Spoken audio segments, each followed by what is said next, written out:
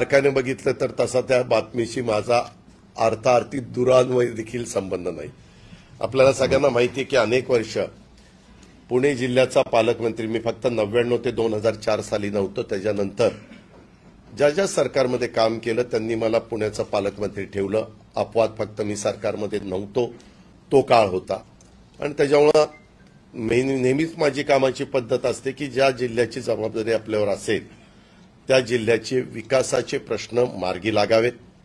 त्याच्यामध्ये as a guardian minister या नात्याने ज्या काही आढावा बैठका घ्यायच्या असतात, मी आत्ता पण उपमुख्यमंत्री 100 दिवस झाले होऊन गेलो, त्याही वेळेस तुम्ही बघताय की माझ्याकडे अनेकदा अनेक बैठका चाललेल्या असतात, अनेक मीटिंग, अनेक आढावा आम्ही घेत असतो आणि त्या कामाला कशी गती देता येईल, काही प्रॉब्लेम असतील तर सॉल्व्ह कसे करता येतील, अशा प्रकारचा आमचा प्रयत्न असतो।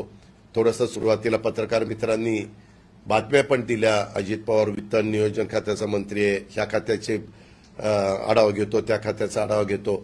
वास्तविक आढावा घेतला म्हणजे काही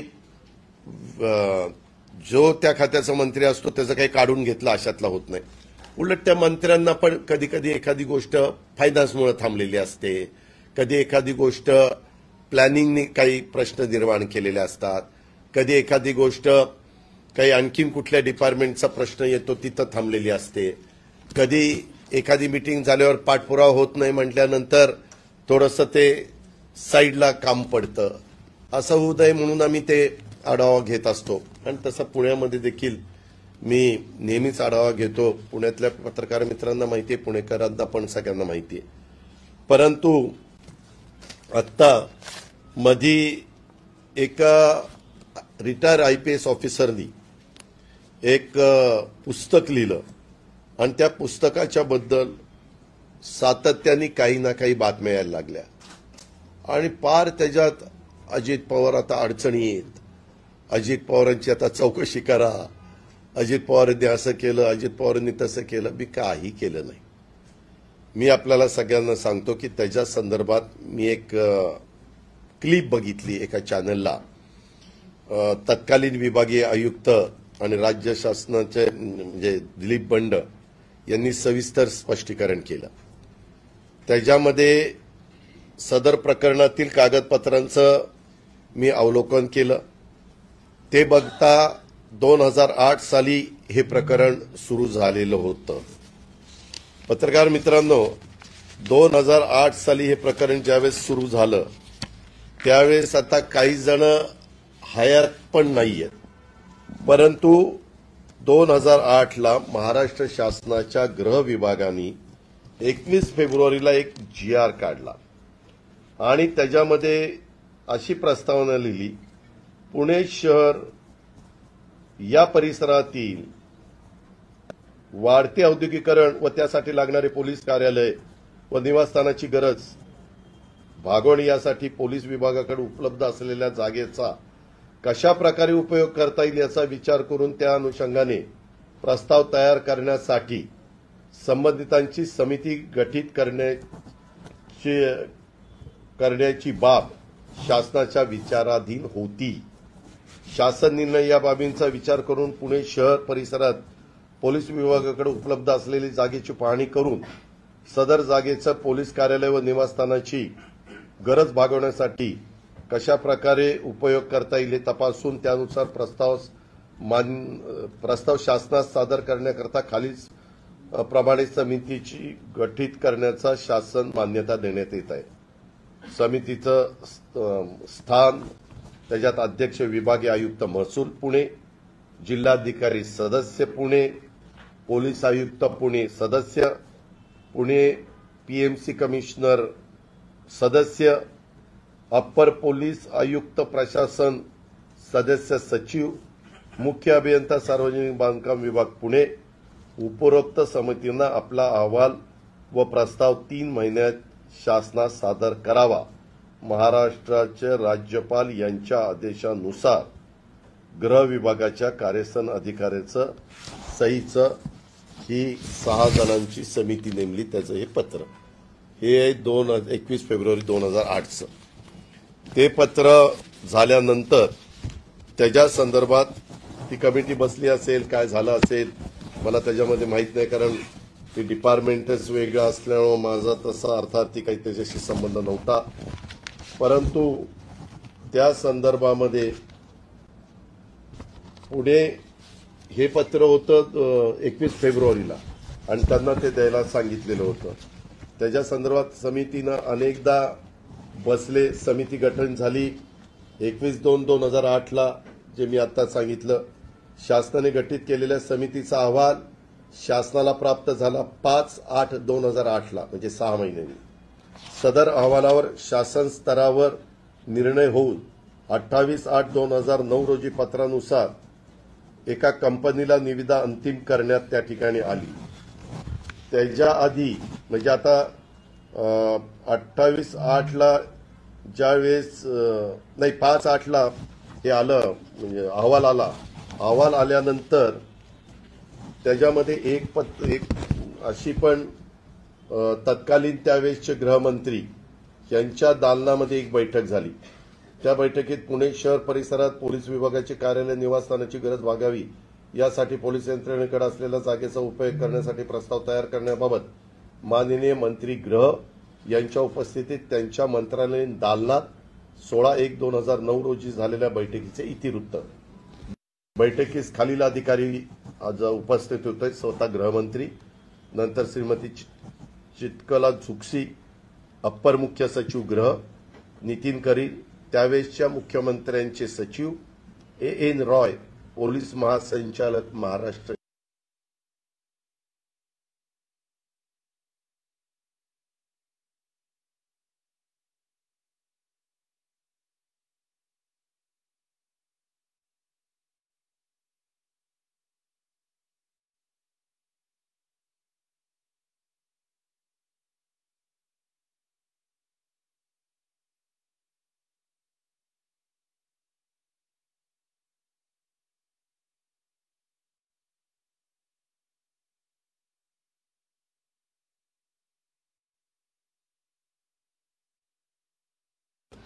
सर्व कक्ष चर्चा करून सहमतीनं माननीय मंत्री गृह यांनी असा निर्णय घेतला की येरवडा पोलीस स्टेशन परिसराचा विकास बीओटी तत्वावर करण्याचा यापूर्वी शासनाने घेतलेला निर्णय सहमत राहून त्यानुसार सदर प्रकल्प पूर्ण करण्याबाबत आवश्यक ती कार्यवाही करावी असे सूचित केले आणि उपस्थितांचे आभार मानून बैठक संपली. हे झालं जानेवारीमध्ये. त्याच्यानंतर समितीच्या सर्व सदस्यांच्या सहीची कार्यालयीन टिप्पणी पाहिजे असेल तर ती पण टिप्पणी इथं आहे. ती त्यांनी जे काही कुणाकुणाचं काय मत आहे. विभागीय आयुक्त दिलीप बंड यांनी अलॉटमेंटच्या संदर्भातलं ते एक पत्र इथं आहे. त्याच्यानंतर कंपनीनं शासनाला 1 कोटी धनाकर्षाने मुदत ठेवीच्या बाबतीतलं पत्र आहे. त्या कंपनीने शासनाला केलेल्या करारनाम्याचं पत्र त्या ठिकाणी आहे. कंपनीबरोबर करारनाम्याची अंमलबजावणी करणं शक्य नाही याबाबत शासनाने पुन्हा पत्र दिलं. मी ह्याच्यामध्ये खोलात गेल्यानंतर बाबा हा निर्णय सगळा झालेला होता आणि मग नंतर काय झालं तर हा निर्णय काही कुणामुळे बदलला गेला नाही. काही जण असं दाखवतात किंवा मी विरोध केला म्हणून काल ज्यांनी दिल्लीमध्ये पत्रकार परिषद घेऊन सांगितलं तसं ह्याच्यात दिसत नाही. त्याच्यामध्ये काय झालं, एक कंपनीच्या संदर्भामध्ये ईडीनं काहीतरी पुढची कारवाई केली, त्याच्यामध्ये ही कंपनी होती असं काहीतरी पुढं आलं आणि त्याच्यामुळं हे सगळं सरकार दरबारीच सगळं रद्द करण्याचा निर्णय घेण्यात आला आणि आज देखील ती जागा गव्हर्नमेंट ऑफ महाराष्ट्राच्या ताब्यामध्ये, पोलीस खात्याच्याच ताब्यामध्ये. पत्रकार मित्रांनो, मला तुम्हाला दुसरं एक सांगायचं आहे. आपल्या इथं 36 जिल्हे, 36 जिल्ह्यामध्ये 36 पालकमंत्री असतात. पालकमंत्री आपापल्या पद्धतीनं आढावा घेत असतात, परंतु ज्या त्या खात्याच्या बद्दलच्या जागेचा निर्णय घेत असताना एक तर निर्णय घेण्याचा अधिकार कॅबिनेटला असतो, कॅबिनेट सर्वोच्च असते. दुसरा अधिकार रेव्हेन्यूला असतो. कुठली जागा असली तर ती जागा त्या डिपार्टमेंटला डायरेक्ट देता येत नाही, ती रेव्हेन्यूकडं, महसूलकडं वर्ग करावी लागते आणि मग महसूल ती कुणाला द्यायचं ते त्या ठिकाणी ठरवते. अशा प्रकारच्या आजपर्यंतच्या अनेक घटना, आणि तुम्ही पण पत्रकार मित्रांनाही माहिती असेल की अशा प्रकारे कामाची पद्धत असते. त्याच्यामुळं त्यांनी काय आरोप केला की बाबा माझ्याकडनं काय झालं, मी ज्यावेळेस आढावा घेत होतो त्यावेळेस मला त्या कमिटीनं आणि त्या सगळ्यांनी सांगितलं की याबद्दल सगळा निर्णय झाला, आबांनी निर्णय घेतलाय, गृह विभागाने निर्णय घेतलाय, परंतु त्याची अंमलबजावणी त्या ठिकाणी होत नाही. ज्यावेळेस एखाद्या कमिटीतले लोक पालकमंत्री म्हणून मला सांगतात त्यावेळेस आम्ही विचारतो कोण काय हे करतं, तर त्यांनी सांगितलं की सीपींनी सांगितलेलं आहे की मी काही ते देणार नाही. म्हणून मी त्यांना एकदा तिथं बोलवलं असेल आणि त्यांना विचारलं असेल, त्यांनी सांगितलं की मला काही द्यायचं नाही. मी म्हणलं द्यायचं नाही तर नका देऊ, मला आपण प्रयत्न केला, त्यांचं त्यांना ऐकायचं नसेल तर मला काही त्याच्यात आग्रह करण्याचं काही कारण नव्हतं. पण पत्रकार मित्रांनो, तुम्हाला दुसरं एक मी सांगतो, मी 91 साली पहिल्यांदा ह्या मंत्रालयामध्ये सुधाकर नाईकांच्या मंत्रिमंडळामध्ये राज्यमंत्री म्हणून कामाची सुरुवात केली आणि त्याच्यानंतर अनेक पदांवर मला कामाची संधी मिळाली. अनेक मुख्यमंत्र्यांच्या बरोबर मला काम करता आलं, अनेक सहकाऱ्यांच्या बरोबर मला काम करता आलं. मी कधीही सरकारचं नुकसान होईल अशा प्रकारचा निर्णय घेत नाही. एखादा निर्णय माझ्या लक्षात आला किंवा हे काही बरोबर नाही तर मी स्वतः सरळ सांगून टाकतो की हा निर्णय माझ्याकडनं काही होणार नाही, कुणी त्याच्याबद्दल माझ्याकडे पाठपुरावा करू नका. दुसरी गोष्ट, मी आजपर्यंत सुरुवातीपासून जवळपास आज 32 वर्ष झाली अधिकाऱ्यांशी, IAS ऑफिसर असू द्यात, IPS ऑफिसर असू द्यात, वरिष्ठ अधिकारी, कलेक्टर, CEO, विभागीय आयुक्त, कुठलाही अधिकारी असू द्यात, या सगळ्यांशी मी व्यवस्थितपणे बोलत असतो. माझा स्वभाव जरी कडक असला तरी देखील एखादी गोष्ट माझ्याकडे आता अनेक वर्ष सेल टॅक्स डिपार्टमेंट होतं, नंतर त्याचा LBT झालं, त्याचंच नंतर व्हॅट झालं, नंतर त्याचंच GST झालं, हे आपल्याला सगळ्यांना माहिती आहे. तुम्ही त्याही सगळ्या आयुक्तांना विचारा की बाबा अजित पवारकर डिपार्टमेंट असताना बदल्यांचा अधिकार पण पत्रकार मित्रांनो माझा सगळा आयुक्तांना असतो. मी अजिबात हस्तक्षेप करत नाही. मी त्यांना सांगतो की मला माझं म्हणण्यापेक्षा आपल्या सरकारचं उत्पन्न वाढवून द्या, तुम्हाला जे पोस्टिंग जिथं कुणाला करायचं तिथं करा. माझ्याकडे लोकप्रतिनिधी आले तरी मी सांगतो GST हे सगळ्यात जास्त उत्पन्न देणारं, टॅक्स देणारं डिपार्टमेंट आहे. तिथं तुम्ही कुणी अमका अधिकारी इथं ठेवा, तमका अधिकारी तिथं ठेवा सांगू नका, कारण तसा आमदारांचा आणि GST डिपार्टमेंटचा अर्थार्थी संबंध येत नाही. आणि त्याच्यामुळं कधी अधिकाऱ्यांनी मला सांगितलं, अनेक अधिकारी आत्ता तर बरेचसे रिटायर पण झाले, चीफ सेक्रेटरी असतील किंवा इतर कुणी पण असतील, त्यांनी जर लक्षात आणून दिलं की अजित पवार हे अडचणीचं म्हणजे कायद्याच्या नियमाच्या चौकटीमध्ये बसत नाही, तर मी फार काही त्याच्यात आग्रह करत नाही. मी सरळ सांगतो की ते सोडून द्या, बाजूला ठेवा आणि त्या पद्धतीनं पुढे जावा. यामध्ये त्या पुस्तकाच्या निमित्तानं कदाचित त्या व्यक्तीला असंही वाटलं असेल की बाबा आपण पुस्तकामध्ये, म्हणजे त्यांनी पण काल बोलताना सांगितलं त्या पुस्तकात बरंच काही आहे, परंतु हाच विषय का सगळ्यांनी जास्त लावून धरला ते काही कळायला मार्ग नाही, असं त्यांनी पण बोलता बोलता त्या ठिकाणी बोलून दाखवलं. बऱ्याचदा काही जण पुस्तक वगैरे लिहित असताना शक्यतो काहींना असं वाटतं की काही प्रसिद्धीसाठी खळबळजनक अशा प्रकारच्या काही गोष्टी लिहिल्या तर त्याला वेगळ्या प्रकारची प्रसिद्धी मिळते, आणि तसंही कदाचित झालं असेल. त्याच्यात लगेच विरोधी पक्षातल्या काही पक्षाच्या अध्यक्षांनी, काही विरोधी पक्ष नेत्यांनी लगेच ही चौकशी करा वगैरे वगैरे.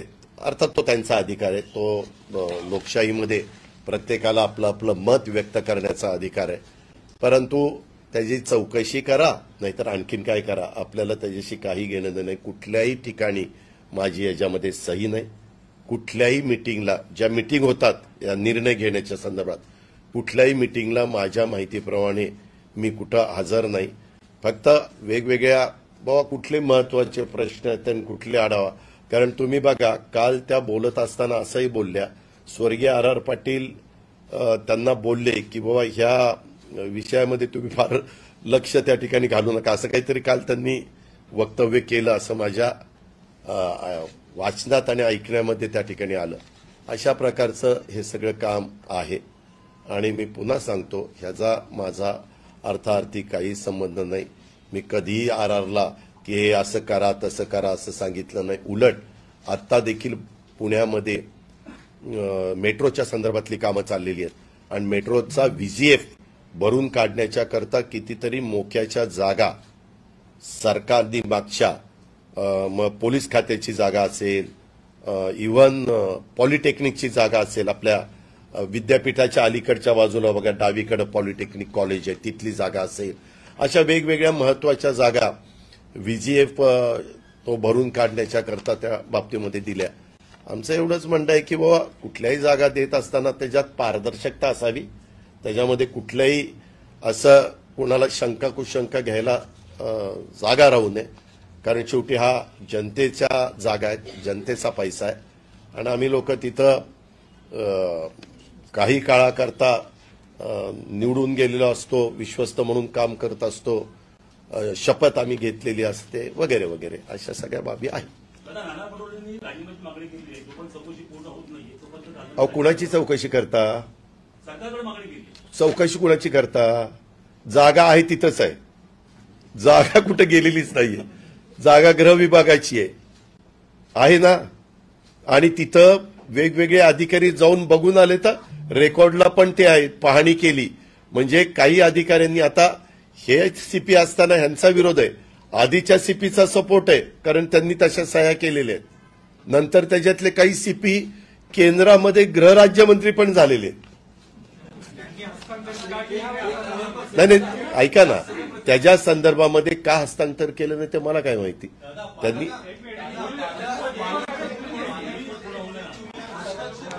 एखादी विचारा.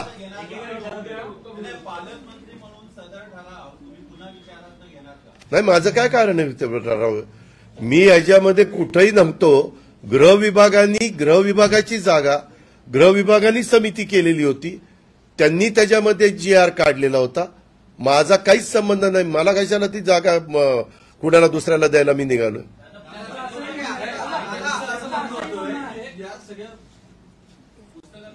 हा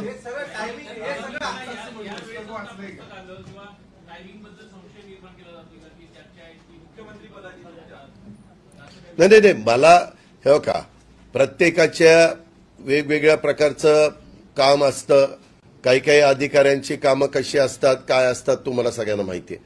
आता ते पुस्तक आणि त्या पुस्तकातला मुद्दा आणि त्याच्यामध्ये माझा तसा अर्थार्थी काही संबंध मी पण कबूल करतो. मी आढावा घेताना मला सांगण्यात आलेलं होतं की अशा पद्धतीनं ठरवून देखील एक गृह विभागाचं फायद्याचं काम असताना होऊन दिलं जात नाही. मला सांगताना काय सांगितलेलं होतं, गृह विभागाच्या फायद्याचं काम असताना करून दिलं जात नाही. आणि जानेवारी 2009ची देखील गृह विभागाची बैठक झालेली आहे. त्यावेळेस माझ्या माहितीप्रमाणे गृहमंत्री 2009ला जयंतराव पाटील साहेब होते. म्हणजे याच्यात दोन्ही तसं सांगलीकर गृहमंत्री होते, एक स्वर्गीय RR पाटील होते आणि एक जयंतराव पाटील होते.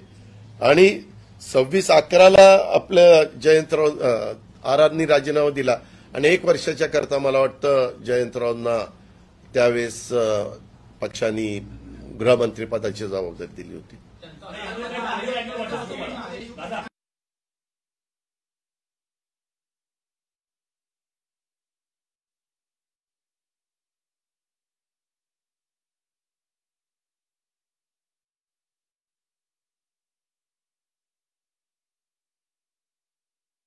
RRनी राजीनामा दिला आणि 1 वर्षाच्या करता मला वाटतं जयंतरावांना त्यावेळेस पक्षाने गृहमंत्री पदाची जबाबदारी दिली होती.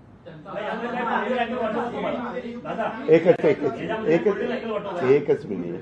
त्यांचं असंही म्हणणं आहे की त्यावेळी माझी मुदतीपूर्वी बदली केली गेली, बिबवेवाडीमध्ये त्याच महिन्यामध्ये काहीतरी हिंसक घटना घडली, त्याचा खापर पूर्णपणे तुम्ही माध्यमांशी कामं केली गेली पाहिजेत, तीच झाली पाहिजेत, हाच आपला कटाक्षाने प्रयत्न असतो. आणि हे सगळं करत असताना पत्रकार मित्रांनो मी नेहमी सांगतो, ह्याच्यात राजकीय हस्तक्षेप आमचा कुणाचाही नसला पाहिजे. त्यांना त्याच्यामध्ये पूर्णपणे मुभा दिली पाहिजे. एकादी पालकमंत्री म्हणून तिथे प्रेशराईज करायचा प्रयत्न केला गेला का, हा त्यांचा मूळ आरोप होता. कारण या सगळ्यानंतर तुम्ही प्रेशराईज करत असल्यास त्यांचं म्हणणं आहे आणि या सगळ्यानंतर त्यांना शेवटी गृहमंत्र्यांकडे जावं लागलं, जे फायनली या सगळ्यावर कन्व्हिन्स झाले आणि म्हणून तो निर्णय नाही नाही नाही नाही मी कधी मी तुम्हाला पुन्हा सांगतो, तुम्ही विभागीय आयुक्त वेगवेगळे आम्ही बसतो ना आढावा. आता मी परवा 2 दिवस पुण्याचा आढावा घेतला. वेगवेगळे प्रश्न, इतके पुण्यामध्ये प्रश्न असतात, मेट्रोचे प्रश्न असतात, महावितरणचे प्रश्न असतात, ट्रॅफिकचे प्रश्न असतात, तुम्ही कोयता गँगचे प्रश्न असतात, वेगवेगळे अनेक प्रश्न. ससूनच्या मध्ये तो काही प्रश्न निर्माण झालेले होते आणि त्या संदर्भात त्यांनी मला कुणी सांगितलं की वो अशा अशा प्रकारे आमची समिती नेमली, असं झालंय तसं झालंय आणि ती जागा आपल्याला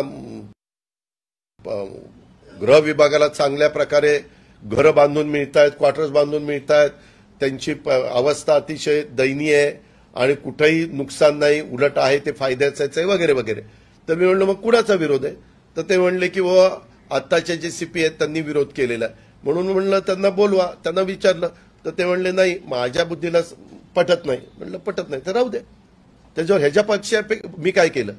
आताच ही सगळी बातमी किंवा आता जे पुस्तक बातमी होणं त्याची याचं हे जे टायमिंग आहे, कारण हे काम पत्रकार मित्रांचं आहे की हेच टायमिंग गाठायचं कारण काय? मला काय करायचं?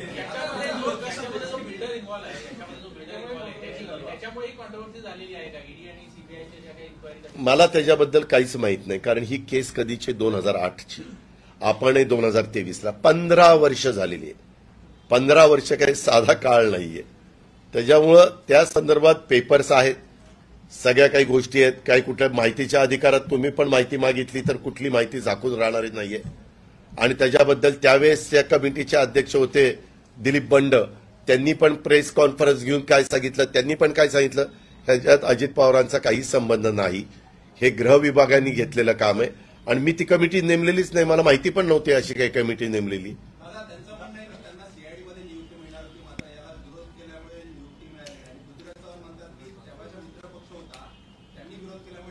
अजिबात नाही. पृथ्वीराज चव्हाण तसं म्हणालेले नाही. तुम्ही तसं सांगू नका. त्यांनी सांगितलं की बाबा अशा पद्धतीनं बदल्या होत असतात आणि त्या बदल्या करत असताना हा संपूर्ण अधिकार त्याची कमिटी वगैरे असते त्या पोलीस वरिष्ठांच्या बदल्यांच्या संदर्भातली. आणि तुम्हाला प्रत्येकाला माहिती आहे की कोण कशा कशा पद्धतीनं काम करतं. हे काही मग हे झालं होतं तर हे आत्ता काढायचं काय कारण होतं? मग ते तेव्हाच का नाही काढलं?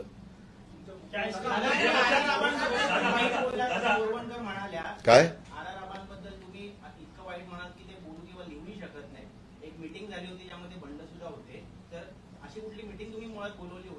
मी तुम्हाला कितीदा पुन्हा पुन्हा तेच सांगतोय.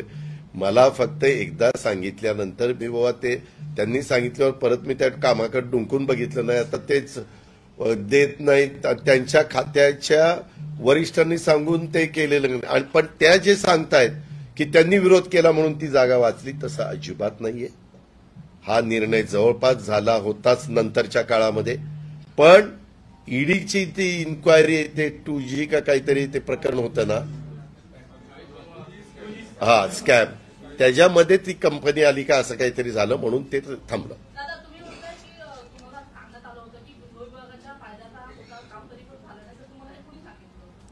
अरे ह्याच्यात लिहिले मिनिट्समध्ये वाच ना. ह्यामध्ये विभागीय आयुक्तांचे जे काही हे आहे किंवा मी मगाशी तुम्हाला वाचून दाखवलं त्याच्या संदर्भात RR पाटलांनी पण मीटिंग घेतली. त्याच्यामध्ये तेच झालं की निवासस्थानाची गरज, पोलीस यंत्रणेकडे जागेचा उपयोग, ती 16/1ची नाही 16/1/2009. हा मग ते गृहमंत्री तेव्हा ते असतील, कोण कोणतरी गृहमंत्री होतं, जे असेल ते असेल. आणि त्याच्या संदर्भात विश्लेषण वगैरे ते सगळं आहे. त्याच्यामध्ये ते दाखवण्यात आलेलं आहे की बाबा हे फायद्याचं होतं वगैरे वगैरे असं. आणि तुम्हाला ते विभागीय आयुक्तांनी पण सांगितलं ना की बाबा हे काय याच्यामध्ये करार काय होता ते पण सांगतो. समितीचे अध्यक्ष व तत्कालीन विभागीय आयुक्त यांच्या स्पष्टीकरणावरून सदरचं टेंडर प्रक्रियेत एकूण 7 जणांनी सहभाग नोंदवला होता. निवड झालेल्या वरील कंपन्यांकडून शासनाच्या जागेच्या बदल्यात गृह विभागाला खालीलप्रमाणे सोयी सुविधा मिळणार होत्या. येरवडा येथे रोड फ्रंटला 3,900 म्हणजे 3,900 चौरस मीटर जागा, येरवडा येथे नवीन पोलीस स्टेशन व पोलीस कार्यालय कॉम्प्लेक्स, सर्व फर्निचर व वातानुकूलित यंत्रणेसह सर्व सुविधांनी युक्त. येरवडा येथे 8 निवासस्थाने, शिवाजीनगर येथे अतिरिक्त पोलीस आयुक्त दर्जाच्या अधिकाऱ्यांचे 4 बंगले, शिवाजीनगर येथे पोलीस उपायुक्त दर्जाच्या अधिकाऱ्यांच्यासाठी पार्किंग व 3 मजली इमारत सर्व सुविधायुक्त 6 निवासस्थाने, पोलीस शिपायांच्यासाठी पार्किंग 7 मजली इमारत सर्व सुविधांसह 495 निवासस्थाने। सदरचा प्रस्ताव लिलावाचा नव्हता तर तो PPP तत्वावरील विकसनाचा प्रस्ताव होता। तो गृह विभागाला अतिशय फायदेशीर होता असे समितीचे मत आहे। समितीच्या म्हणण्यानुसार तत्कालीन वेळी शासनाच्या जमिनीची किंमत 3 कोटी रुपये होती तर विकासकाकडनं 15 कोटी रुपयांची जमीन व बांधकाम पोलीस विभागास मिळणार होते।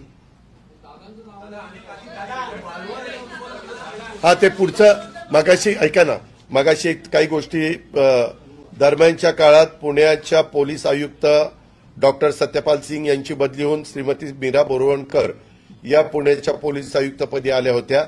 त्यावेळी समितीच्या विनंतीवरून सदरचा विषय त्यांना समजावून सांगण्यात आला होता। शासनाचा त्यामागचा उद्देश व आतापर्यंत पूर्ण झालेली प्रक्रिया या विषयावर चर्चा झाली होती। प्रत्येक अधिकाऱ्याचा दृष्टिकोन वेगळा असू शकतो।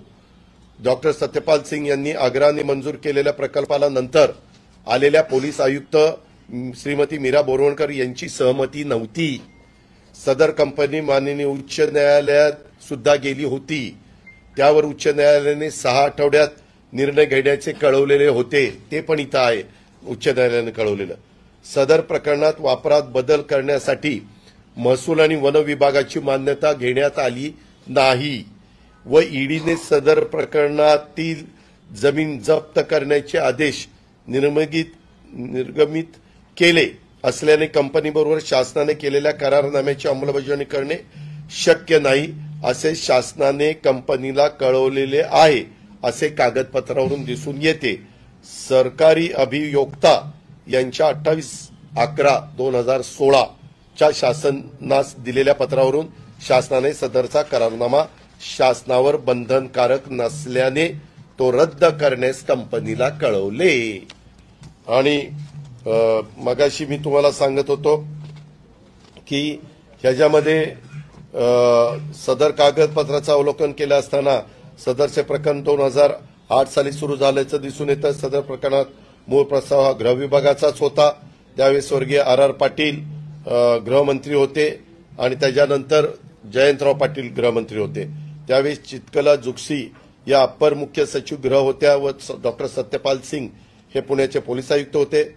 सदरच्या विषयानुषंगाने शासनाने गृह विभागाची ती कमिटी मी तुम्हाला सांगितली। वरील समितीने सविस्तर विचार विनिमय करून 6 महिने अभ्यास केला।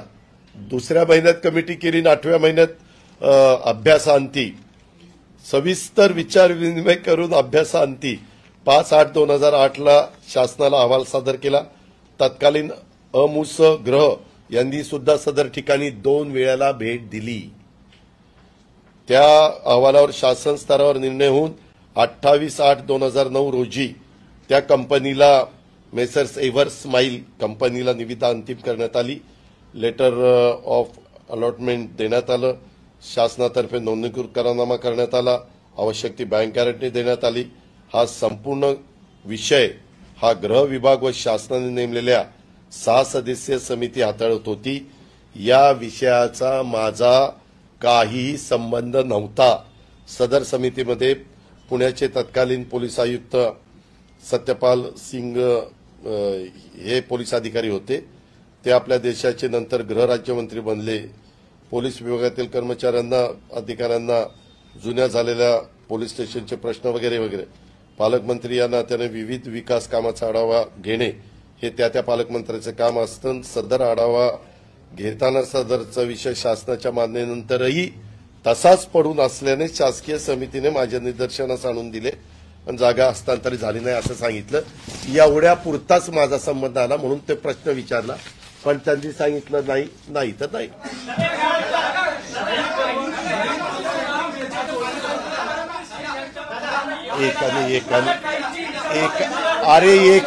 एकानी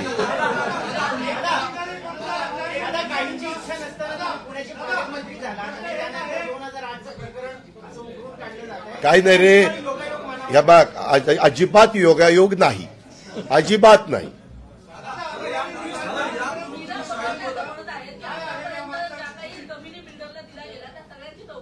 करा ना, माझं काय वाच जात.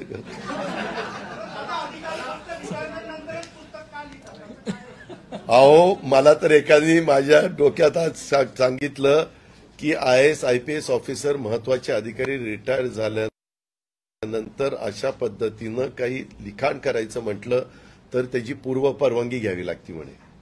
असं मला आत्ताच मी इकडे तुम्हाला भेटायला येत असताना सांगितलं. खरं खोटं देवाला माहिती.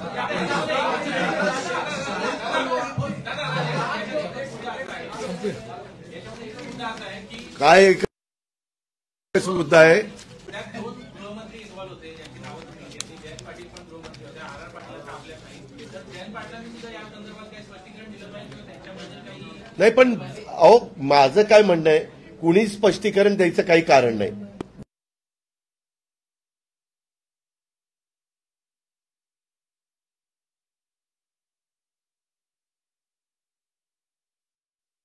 जागाच तिथं आहे तर स्पष्टीकरण देऊन शेळ्या कडीला ऊत कशाला आणायचं चाललंय. ह्याच्यात कुठंच काही नुकसान. एक तर अजून ती कमिटी म्हणते की 15 कोटीचा फायदा होणार होता, 3 कोटीची जागा होती. आता तोही मुद्दा राहिलेलाच नाही ना. ह्याच्यात जर हे करावं लागलं असतं, पण तसं काहीच झालेलं नाही ना. आपल्याला वेगळ्या बातम्या भरपूर आहेत, हे कशाला करायचं.